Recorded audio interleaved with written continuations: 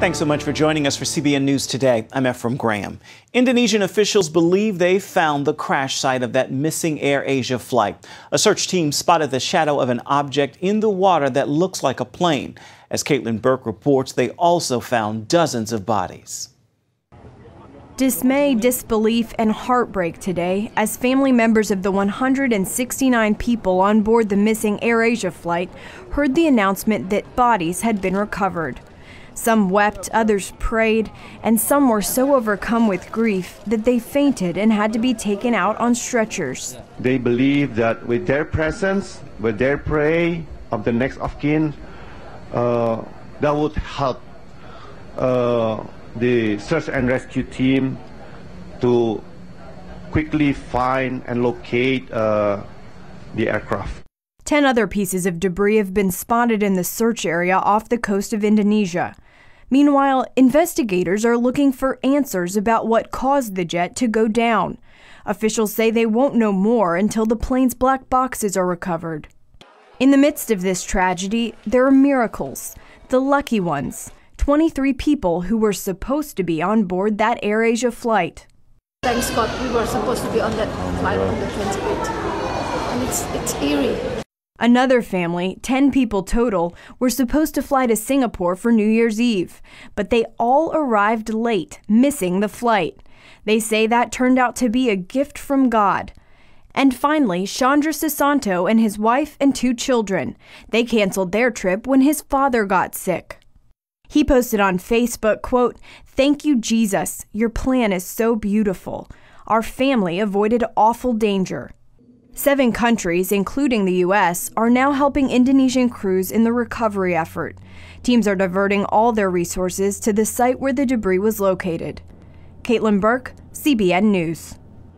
Back here at home, flu season is in full swing and reaching epidemic levels. More than 20 states are now reporting widespread cases, and at least 15 children have died. That's a significant jump from last year when some of those states saw no reports of child deaths. Still, those hardest hit are adults older than 65. Some doctors say this season's vaccine is not well matched to the predominant circulating strain of the flu, and it makes it even more important to wash your hands often, stay home if you're sick, and cover your mouth and nose when sneezing. In the new year, millions of taxpayers will face steep fines if they were uninsured in 2014. It's all part of the insurance requirements under Obamacare. 2015 is the first year all taxpayers have to report to the Internal Revenue Service whether they had health insurance from the previous year. Those who were uninsured will face fines unless they qualify for one of about 30 exemptions. The fines are jumping from $95 in 2014 to $325 in 2015. And by 2016, the average fine will be about $1,100. That's based on government figures. The American Center for Law and Justice is urging the Supreme Court to reject IRS regulations authorizing illegal Obamacare tax subsidies. A key part of the Affordable Act says those subsidies are available only to Americans who enrolled through an exchange established by the state. But now the administration is making them available to people in states without their own exchanges, a move the ACLJ argues is illegal. ACLJ's chief counsel, Jay Sekulow, said the regulations are, quote, another example of executive overreach of the president. So far, the president has used his executive authority to create policy on issues like gun control, immigration, and labor relations, among others. And as Paul Strand reports, his critics describe it as overreach and serial lawlessness. President Obama is now governing in ways that some consider a danger to the Constitution and liberty. House Judiciary Chairman Bob Goodlatte worries the president is changing laws by himself in ways the Constitution says only Congress is allowed to. Well, he's overreaching in a multitude of ways. There are dozens of examples. Obamacare itself, he has now in 40 different matters changed Obamacare. Well, it's serial lawlessness. National Review's Andrew McCarthy, in his book Faithless Execution, lists dozens of examples of Obama doing this. Where he's either waived the law, unilaterally modified the law, refused to enforce the law, Immigration is another area where we just had a continuous series of situations where the president has just made up the law as he goes along. These gentlemen joined a recent panel at watchdog group Judicial Watch to discuss this overreaching by the president. Host Tom Fenton said Obama's acting more like a monarch than an elected leader with limits. In the words of Thomas Jefferson, to appoint a monarchist to conduct the affairs of a republic is like appointing an atheist to the priesthood. This is a very serious constitutional issue. Goodlatte points out Article 1, Section 1 of the Constitution states only legislators can make law. The very first sentence gives that power to the Congress, not the president. In Article 2, the president's given the power to faithfully execute the laws, a power and a responsibility that he is not fulfilling. The thing is, everything President Obama does, any president does, sets a precedent. And those precedents live long after the man has left the office. The precedents that President Obama is setting now for acting in his executive capacity beyond the bounds of the law are precedents that will be available to every future president, whether it's a Democrat or a Republican. And McCarthy warns those who applaud this presidential overreaching should beware. The people who are happy, I suppose, with President Obama's agenda today may not be happy if the next lawless president is from the other side of the aisle, and they find themselves, as we seem to find ourselves today, powerless to rein him in. Leading law professor Jonathan Turley, a liberal who voted for Obama, wrote in the Los Angeles Times that he's very worried where Obama is taking the country, saying, "The United States is at a constitutional tipping point, the rise of an uber presidency unchecked by the other two branches." McCarthy says Obama's overreaching is now so fast and frequent, opponents can't fight him on every front. If you're doing it day after day after day, as President Obama is, on every issue, you essentially overload the system. Paul Strand, CBN News, Washington. A New York congressman is resigning after pleading guilty to tax evasion. Republican Congressman Michael Grimm says he will step down on January 5th. Grimm admitted to filing a false tax return earlier this week. He announced his decision to resign after reportedly speaking with House Speaker John Boehner. Another House Republican, Congressman Steve Scalise, is under fire after revelations he spoke to a white supremacist group more than a decade ago. Scalise was a state legislator in Louisiana at the time and said he only spoke about fiscal issues. Today, he is the House Majority Whip. That is the third most powerful Republican position in the House. America is back and ready to lead global growth in 2015. That is according to predictions by leading economists. After the long struggle to get out of the Great Recession, the U.S. economy is on an extended winning streak and getting closer to full health. The U.S. is expected to grow at its fastest pace in a decade. Experts say economic growth in other countries is not looking so bright. The new year is bringing new wages for 2.4 million workers here in the United States. Americans in 21 states making minimum wage will get a $1 raise. Right now, the minimum wage is $7.25. The changes bring the national average minimum wage to $8 and a high of $9.15.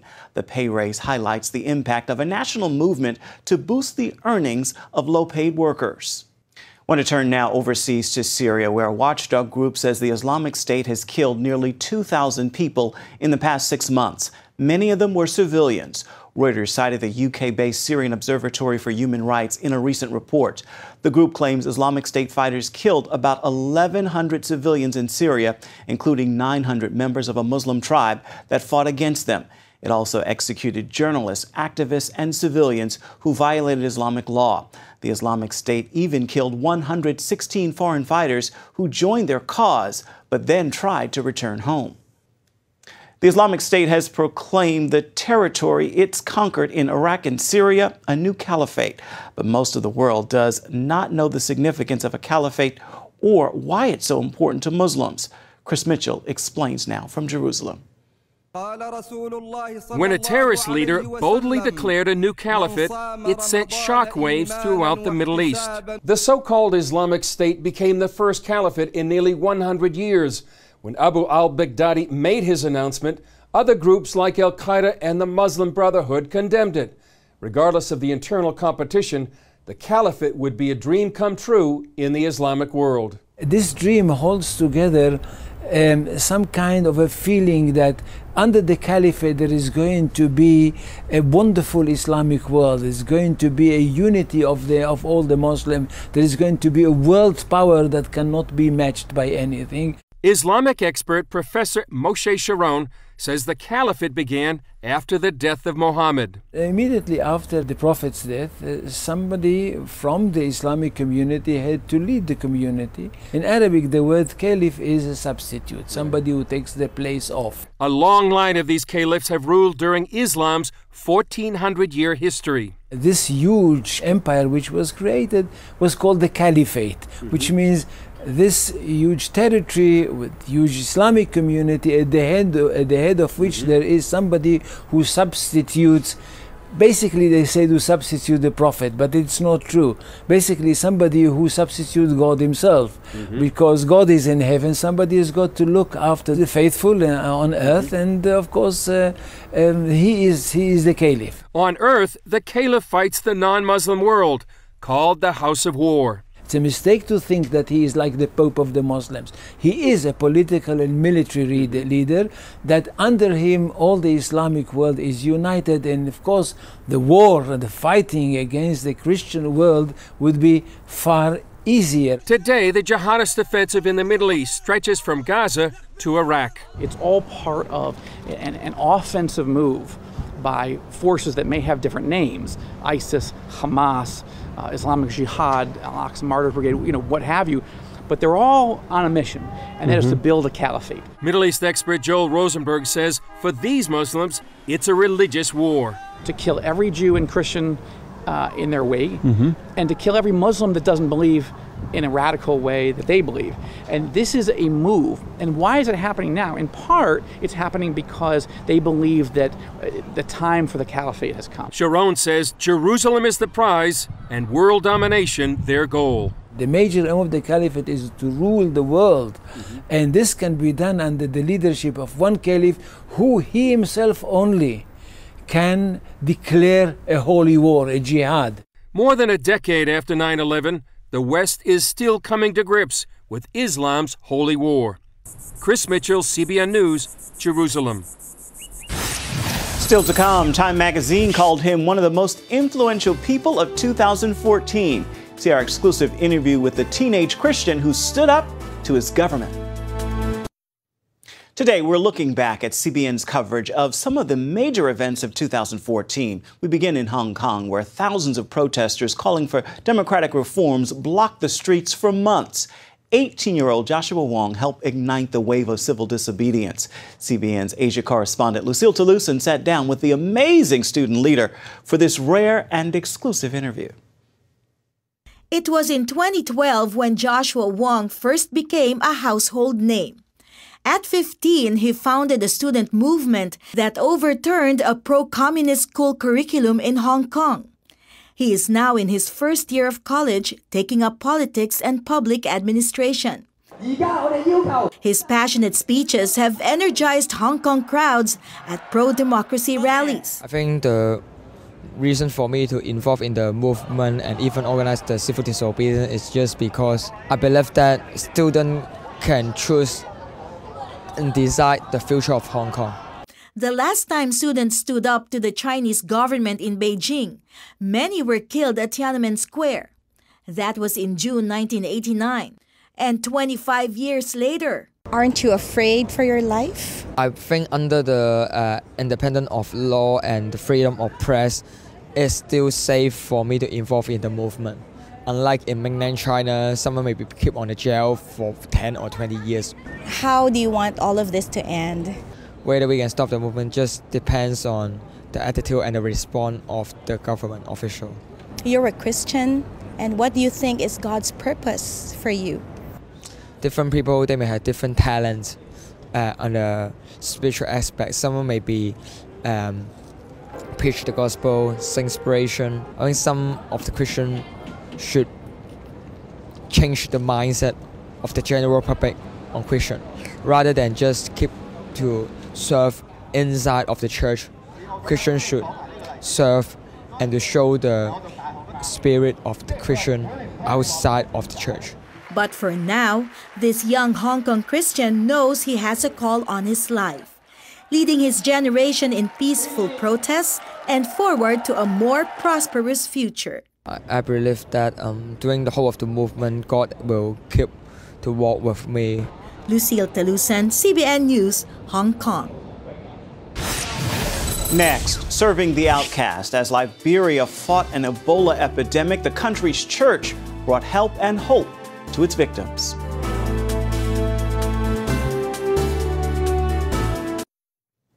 2014 saw the worst outbreak of the deadly Ebola virus in more than 30 years. In West Africa, more than 20,000 people were infected and more than 7,000 died. Churches and Christian ministries were on the front lines in the fight against the disease. Volunteers trained and equipped by Operation Blessing distributed sanitation equipment in Liberia.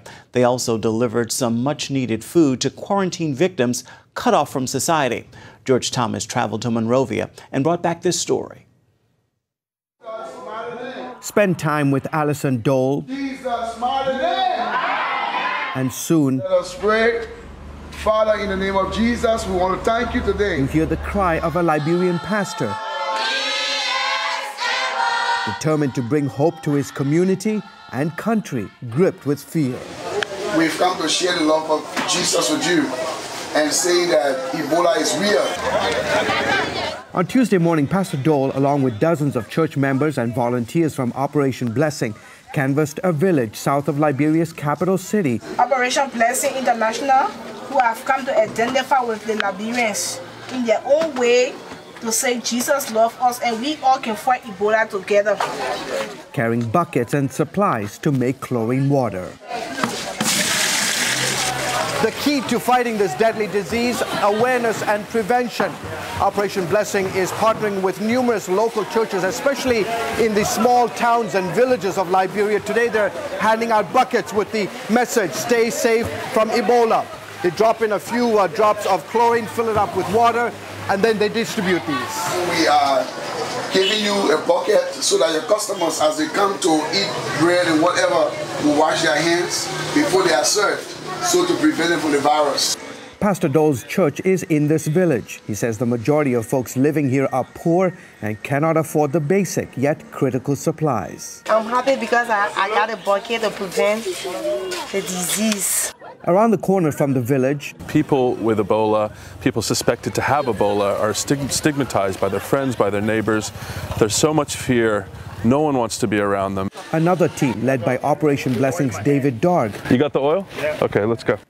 Is bringing sacks of rice, oil, flour, sugar, and other supplies to families in quarantine. Because they're not able to go out and get supplies, and no one's brave enough to bring them the supplies. Their friends and neighbors don't want to go near them. We can't take it to the house, so we're going to leave it on the step here for them. Exercising caution. Thank you for your generosity. Of course, brother. We are in appreciation. Yeah, we understand. Highly appreciated and knowledgeable of your generosity. This man's daughter and her ex-husband died last week from Ebola. Thank you. So you're not alone? We're here with you? We're never alone. We got Jesus with us. Amen. Yeah. Amen. Keeping some distance away, CBN News talked to his grandchildren, 15 and 6, orphaned by Ebola. Now to be taking care of her, just to stay home and ask God to grant me a successful life. You miss your mom? Yeah? I'm so sorry. This is the sad reality of life in the Ebola hot zone. An invisible enemy that continues to claim lives and bring untold heartache for thousands of families. For aid groups like Operation Blessing, it's all about prevention, awareness, and helping those caught in Ebola's deadly strain. George Thomas, CBN News, Monrovia, Liberia. And you can see more reports from West Africa and other big stories from 2014. You can find them at cbnnews.com. Stay with us. We are coming right back. In 2014, the World Cup came to Brazil. Hundreds of millions of fans across the globe rooted for their national teams to win the prize. For many, the World Cup serves as an inspiration, including children who can use sports to aspire to higher goals in life. Ashtan Jeter filed this report from one of Brazil's notorious slums. It's a morning like any other in Aglomerado da Serra, the largest slum in Belo Horizonte. And the Eagles team is ready to play. Before the game, their coach challenges players to run onto the field and fight like David against Goliath. It's the final game of a championship organized by Christian ministry Compassion. After the prayer, the ball is in play. And for a time, these young Brazilians can forget the daily risks they face, the violence, drug addiction, and sexual exploitation that surrounds them. Project Compassion, directed by Babel Quinlan, gives these kids extra motivation for survival. Nós estamos no país do futebol. Na realidade, a gente trabalha uma série de coisas. We work on a series of issues through this sport. The professors that we have here are trained, they've taken a number of courses, and come from other countries. So we understand that it's a tremendous tool for evangelism. Compassion chooses the neediest children and youth and offers them education in the arts, languages, music, and of course, soccer. But more than that, it offers them a message of hope. I like it a lot because they teach us how to use pencils. I learned to draw geometric designs that can turn into other designs. The project is rescuing children who otherwise would become drug traffickers or prostitutes, turning them into good citizens. We not only give these people with all their history, education, sports, discipline, and those things, but we also present Jesus Christ to them. So they'll know that He is the one who will heal their wounds. So they'll have a much broader vision of their future and believe they can leave this reality behind. Project Compassion partners with CBN's Orphan's Promise, which is using music and other tools to fight against human trafficking and the sexual exploitation of children. Today, the Eagles beat their rivals. More importantly, they're winning the battle against the evil that surrounds them. Stan Jeter, CBN News. That is going to do it for CBN News today. You can find more of our exclusive coverage of the issues you care most about at cbnnews.com. Hope you'll join us again right here next time. Make it a terrific Tuesday, everybody.